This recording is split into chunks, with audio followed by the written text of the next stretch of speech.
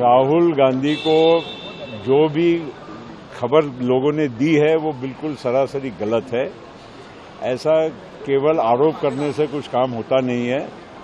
हम लोग जो कई चुनाव लड़ चुके हैं, हम लोगों को मालूम है कि जो वोटर अंदर जाता है बूथ में, उसको आइडेंटिटी कार्ड होता है, उसकी वोटर स्लिप पे उसका फोटो होता है। अगर वो वोटर नहीं है तो वो व्यक्ति वहां वोट डाल ही नहीं सकता है। दूसरी बात, महाराष्ट्र में 1 लाख से ज्यादा बूथ है। विधानसभा के चुनाव के 6 महीने बाद राहुल गांधी ने आरोप शुरू किया।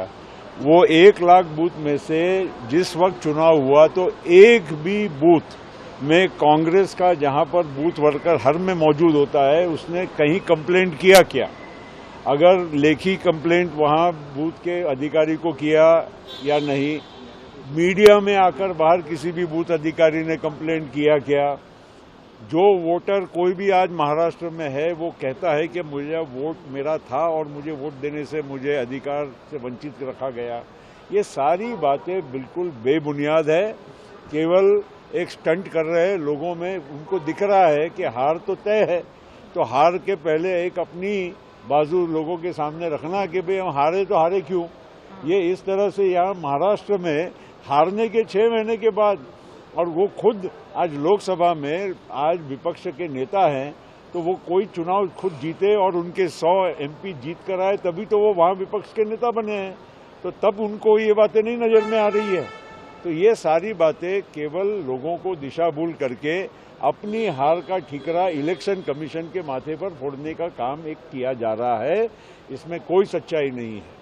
नाना पटोले ने एक आरोप किया है कि महाराष्ट्र जरा मेरे दर्जे के आदमी के साथ बात कर रहा है, ये कुछ जवाब देना। अमित साटम ने कहा है कि मुंबई की चेयर, अमित साटम का बोलिए, बताइए। अमित साटम ने कहा है कि कोई खान मुंबई की मेयर सीट पर ना बैठे। अमित साटम ने कहा कि मुंबई का मेयर कोई खान ना बने। उन्होंने देखिए मुझे मालूम नहीं है वो क्या बोले, लेकिन हमारी राष्ट्रवादी कांग्रेस पार्टी शिव शाहू फुले आंबेडकर को मानने वाली, उन विचारों को मानने वाली पार्टी है। और हमारी पार्टी में सभी सर्वधर्म समभाव और सभी लोगों को बराबरी का स्थान और न्याय हमारे यहाँ मिलता है। कल के चिंतन बैठक में मराठा और ओबीसी का जो विवाद चल रहा है उस पर चर्चा होगी। हमारे चिंतन बैठक में सभी प्रकार की राजनीतिक से लेकर सामाजिक और अन्य बातों को लेकर, विकास की बातों को लेकर चर्चा हमारी होगी। हमने अलग अलग ग्रुप बनाए हैं जो अलग से अपने विचार रखेंगी और उसके बाद में उस पर संयुक्त चर्चा भी होगी। इतना मैं जरूर कहूंगा कि हमारी पार्टी केवल चुनाव को नजर रखते हुए नहीं, बल्कि महाराष्ट्र के और महाराष्ट्र में रहने वाले हर घटक को, हर समाज के लोगों को, हर वर्ग के लोगों को हम आगे कैसे बढ़ा सके और महाराष्ट्र का विकास कैसे कर सके, इसका हम सामूहिक विचार कर रहे हैं।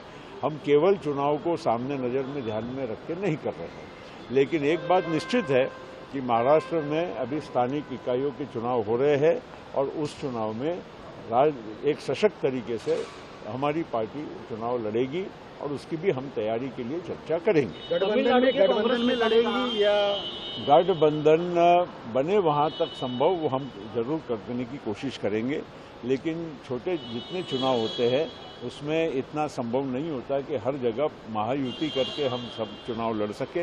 इसलिए बने वहां तक कोशिश जरूर होगी, लेकिन कई जगह पर स्थानिक हमारे जो पदाधिकारी है वो भी फैसला करेंगे।